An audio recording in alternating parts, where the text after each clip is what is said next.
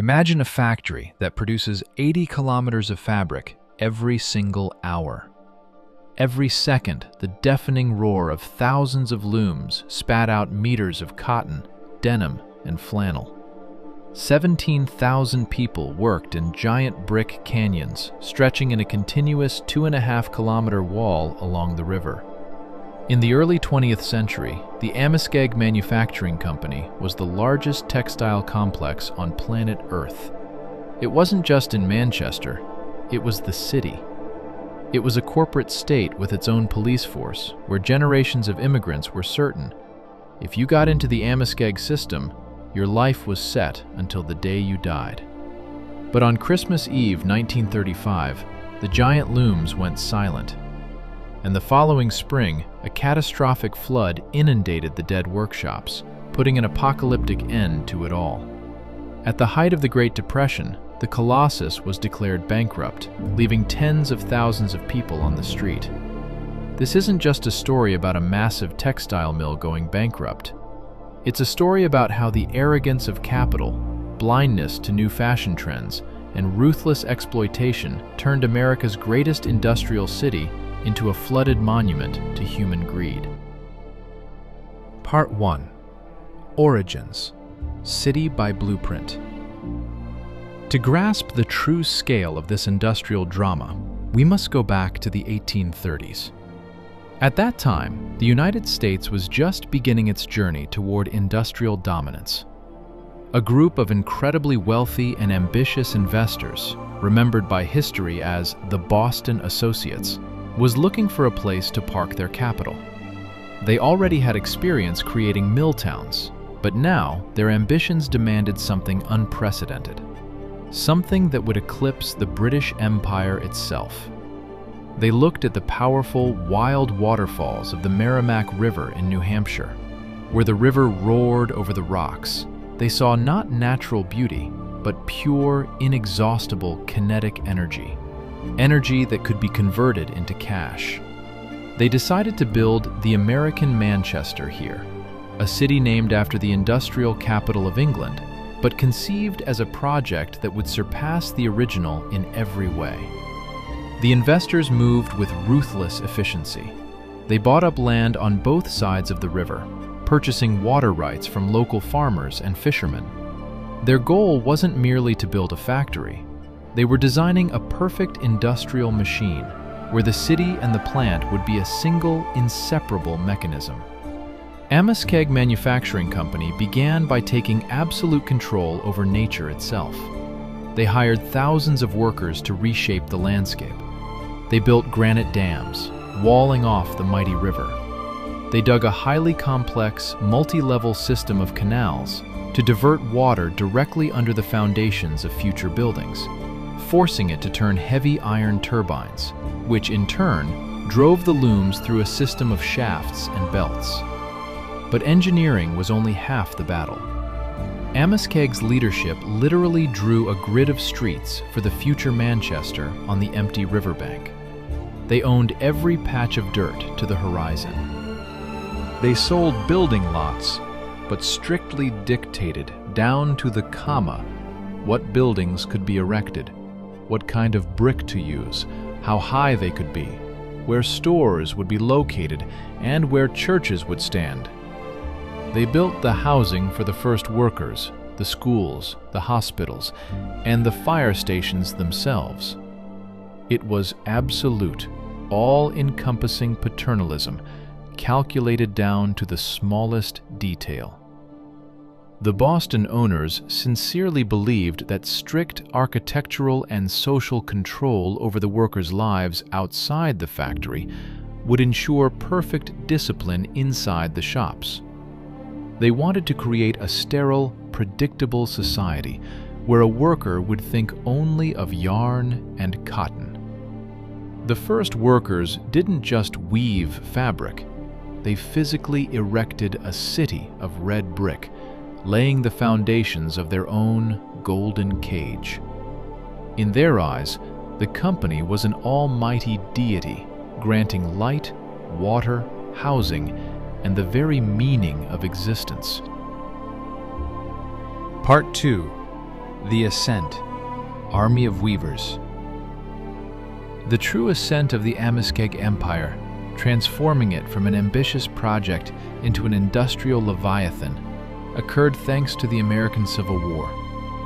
While the nation bled out on the fields of Gettysburg, the mills in Manchester worked to the bone. Amoskeag didn't just weave tons of blue wool fabric for Union Army uniforms. They also produced tents, canvas, and even their own rifles. War is always the perfect client. It doesn't haggle, and it takes everything. The company's capital skyrocketed. After the war, riding the wave of accumulated super profits, the factories grew by leaps and bounds. More and more red brick buildings rose along the canals. Millions of square feet of floor space filled with the latest looms of the era. The roar was so loud it could be heard miles from the city. But to feed this insatiable factory maw, to maintain the continuous production cycle, Amoskeag needed people. A vast, inexhaustible ocean of cheap human hands. At first, it was the daughters of New England, young girls from surrounding farms who came for a couple of years to earn a dowry. But as production scaled up tenfold, there weren't enough girls, and so the company opened its doors to waves of immigrants. Manchester turned into one of America's most fascinating melting pots. First, trains brought French Canadians from Quebec, entire families, along with their Catholic priests. Then came the Irish, fleeing famine. They were followed by Greeks, Poles, Germans, Swedes. By the early 20th century, more than a dozen languages were spoken in the Amoskeag mills, and the company utilized this diversity with cold, Machiavellian calculation. Management intentionally housed different nationalities in different neighborhoods of Manchester. The French Canadians had their Little Canada. The Greeks had their own district. Management encouraged linguistic and cultural barriers. The logic was cynical and flawless. Divided workers who don't understand each other's languages and harbor mutual prejudices are much easier to control. They would never be able to negotiate, form a single strong union, and demand better conditions. For those who played by the rules and demonstrated absolute loyalty, the company played the role of the kind father. Amoskeag built the best hospital in the state for its employees. They laid out a massive baseball stadium, textile field, where factory teams competed on weekends. They allotted plots of land for gardens, built daycares for single mothers, and provided housing for those who worked hard. A powerful illusion of absolute security formed in the city. To the workers, deafened by the roar of the looms, breathing cotton dust for 10 hours a day, it seemed this system was eternal. They believed that as long as the Merrimack River carried its waters to the ocean, the red brick walls would stand, and the paycheck would be issued every Friday. It was a religion of stability, believed by every immigrant who crossed the threshold of the factory gate. Part 3. Greatness. Dressing the planet. The 1910s became the absolute untouchable zenith of Amoskeag's power. It was a moment when the company didn't just dominate the market, it shaped the global economy. Imagine the scale: 17,000 people clocking in for a shift at the same time. They worked in 30 enormous buildings, stretched in a continuous brick wall along the river. It was a city within a city, a closed ecosystem. The company's own steam locomotives chugged through the complex's internal enclosed courtyards, transporting giant bales of raw cotton from the carding rooms to the spinning rooms, and from there to weaving and dyeing. Towering over this entire landscape were dozens of brick smokestacks, continuously spewing black smoke into the New Hampshire sky. The air in Manchester always tasted of machine oil and cotton dust. The company produced more than just fabric. It produced the gold standards of the industry. The famous Manchester gingham, a durable checkered fabric that made dresses for millions of American housewives. Heavy, impenetrable denim that made pants for miners, farmers, and railroad builders across the country. Soft, warm flannel that saved people from winter chills. Fabrics bearing the Amoskeag stamp shipped all over the world, from the markets of South America to the warehouses of Europe. Their strength lay in total control.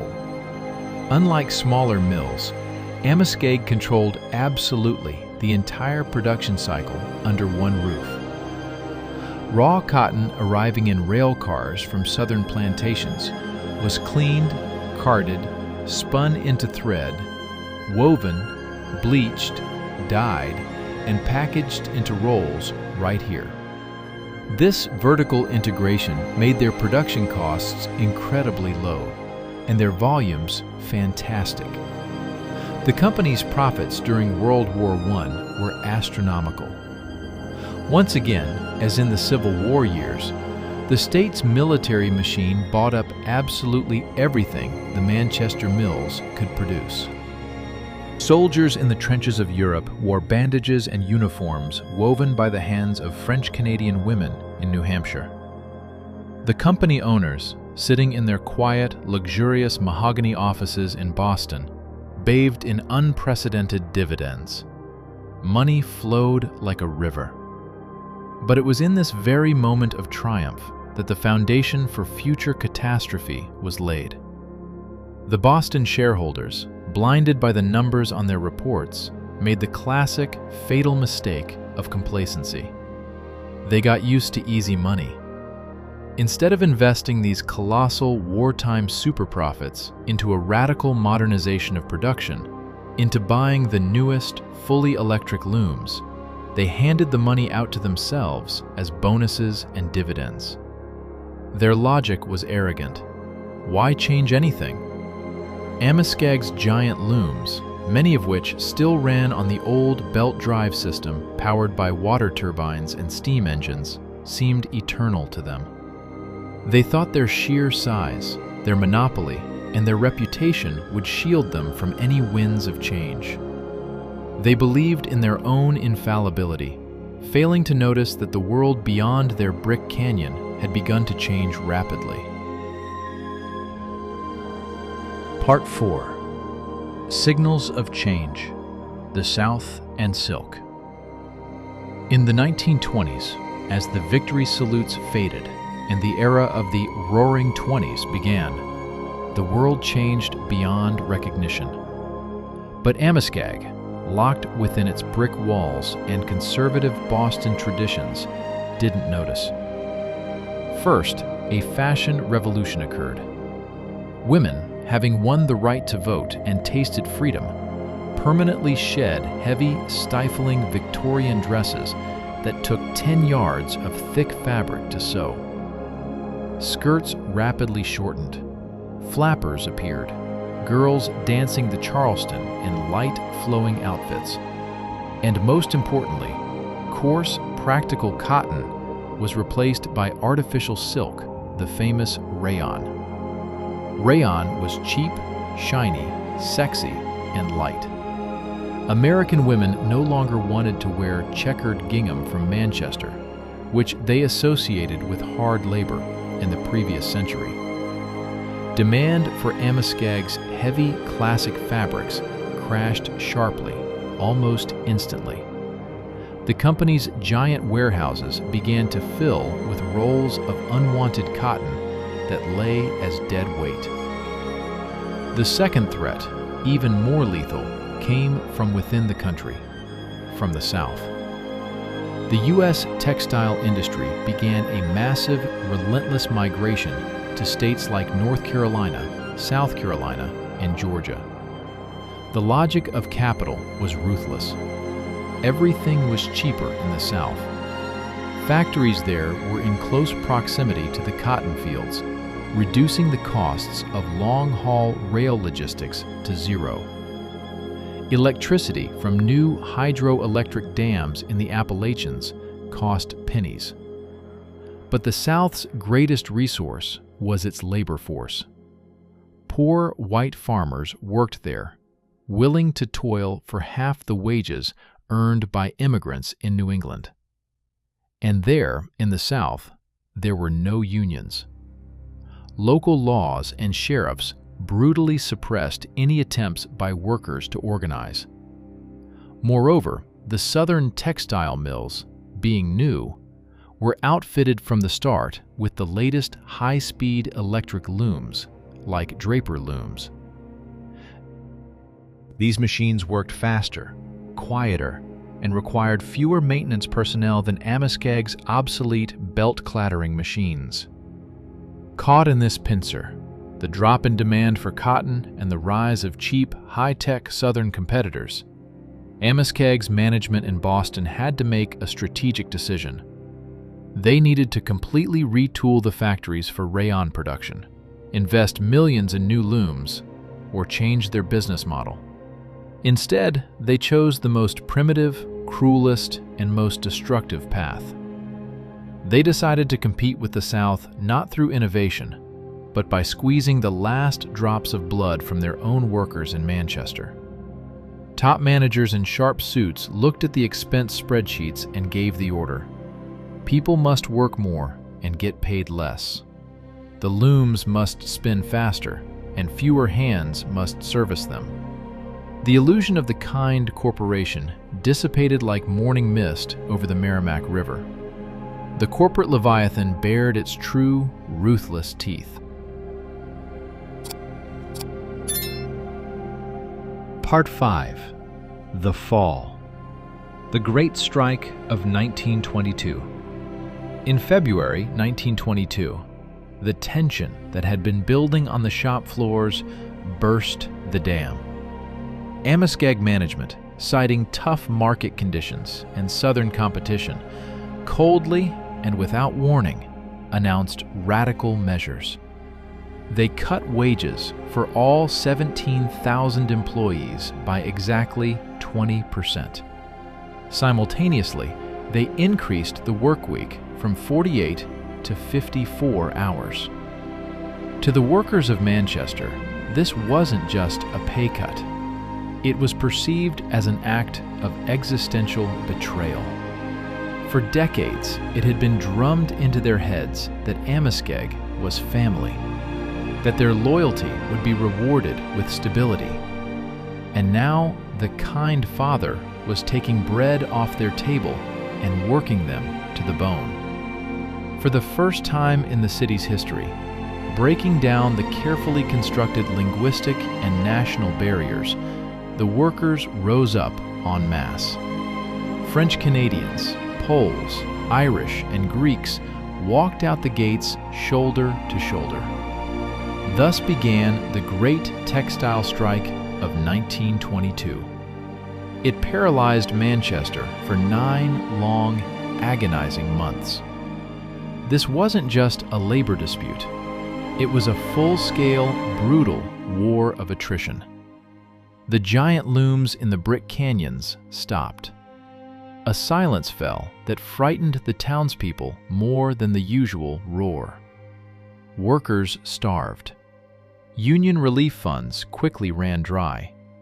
Families lived on potato peel soup. Many were forced to send their children to relatives in other cities. The company, in turn, suffered colossal losses, defaulted on international contracts, and lost market share. Amoskeag leadership acted with the ruthlessness of a besieged fortress. They brought in strikebreakers under the cover of night, hired private guards, often with criminal records, who beat picketers at the gates. The Manchester police, always loyal to the corporation, dispersed crowds of protesters with tear gas and billy clubs. The city turned into a war zone. By November 1922, as the first snow fell, the situation became critical.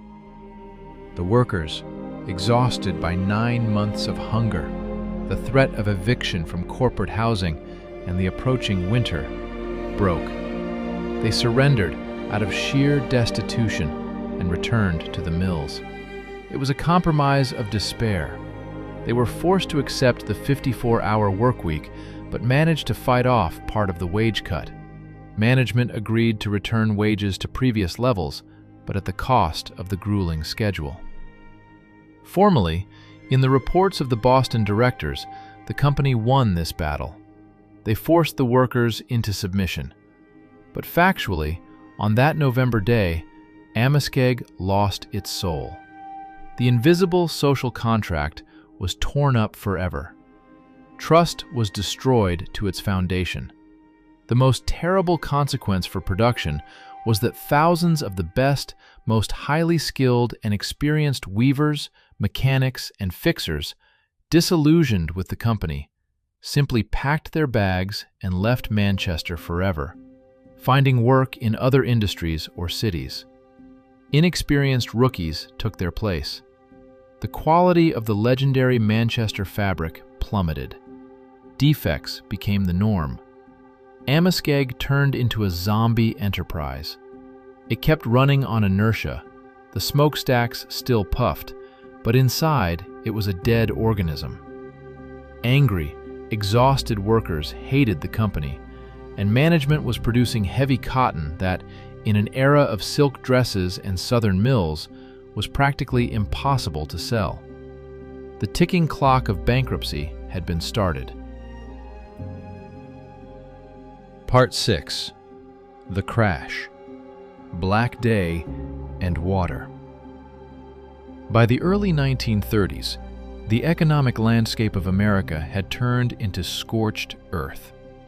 The Great Depression slammed into the country, and for the weakened, lumbering Amoskeag, it was a death sentence. Warehouses were bursting with unsold fabric, orders dried up, and maintaining the massive infrastructure devoured what was left of their resources. The mill was hemorrhaging millions of dollars every month.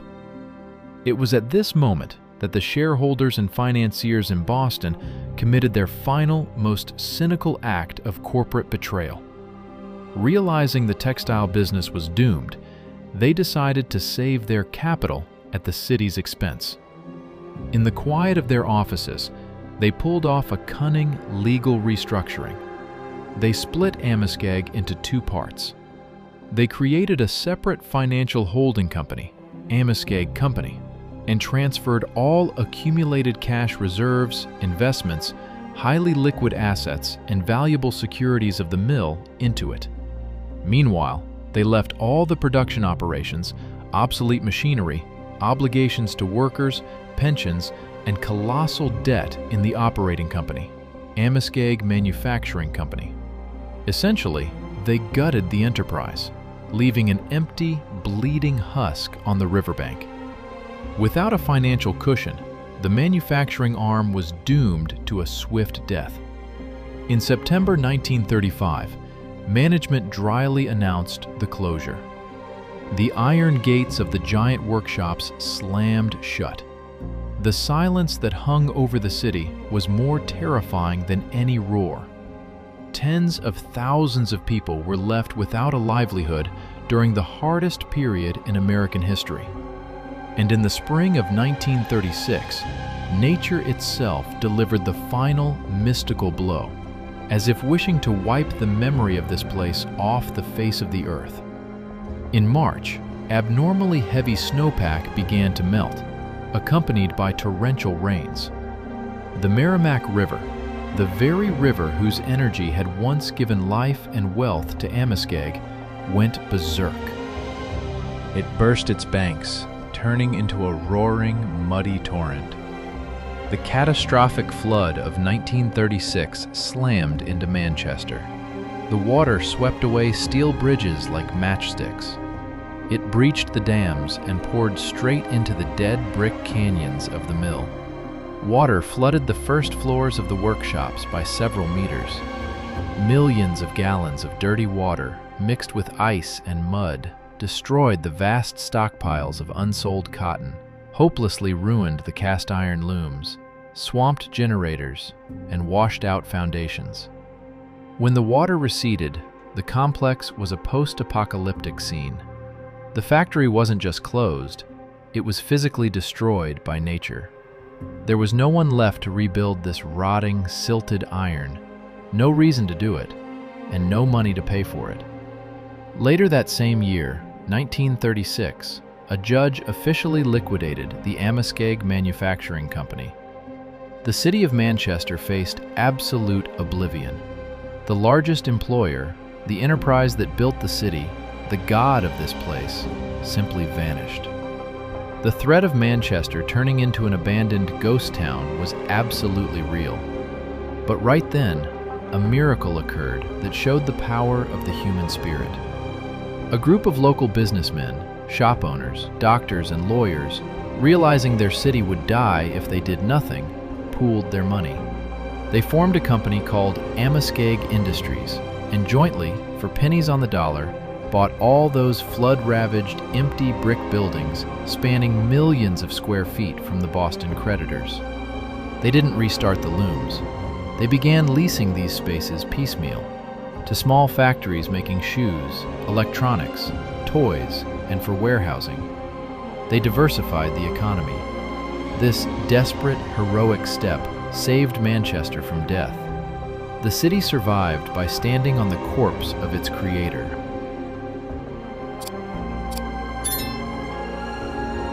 Part 7. Conclusion of the story. The story of the Amoskeag Manufacturing Company is a massive, frightening canvas illustrating the darkest sides of industrial capitalism. First, it is a classic textbook example of how capital betrays the community that nurtured it. Boston investors built Manchester. They used generations of immigrants as fuel for their turbines. But as soon as business margins dropped, as soon as profits turned to losses, the financiers didn't bat an eye. They siphoned off the capital through holding schemes and simply locked the doors. They left the city that entirely depended on them to starve in the midst of the Depression. Industrial paternalism, pretty words about a big corporate family and care for workers, end exactly where shareholder financial losses begin. Second, it is a brutal, unforgiving lesson in business blindness and hubris. Amoskeag's top management sincerely believed that their giant size, their monopoly position, and their brick walls made them invulnerable. They thought they were too big to fail. But they didn't lose the war to competitors. They lost the war to changes in society. Fashion changes much faster than giant factories pay for themselves. When the world wanted light, flowing rayon, short skirts, and cheap prices, Amoskeag's perfect, eternal looms for heavy denim and flannel instantly turned into a pile of useless scrap metal. Size doesn't protect you from new trends. Conversely, it makes you too lumbering to react to them. Today, if you visit Manchester, you will see the Mill Yard.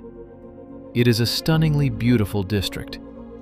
The brick buildings of the former workshops have been restored. They house trendy lofts, tech startup offices, restaurants, and university campuses. The red brick walls that withstood the flood and time still stand today. But now they serve aesthetics, not manufacturing. These walls stand as silent monuments. They remind every business person and every worker of an important truth. All industrial eras are finite. What seems today to be an unshakable empire, a perpetual motion machine of the global economy, and a guarantor of stability, can be destroyed tomorrow. destroyed by a single strike, the appearance of a new cheap material on the market, or simply a new women's fashion for dress lengths. And water will always find a way to fill empty mills.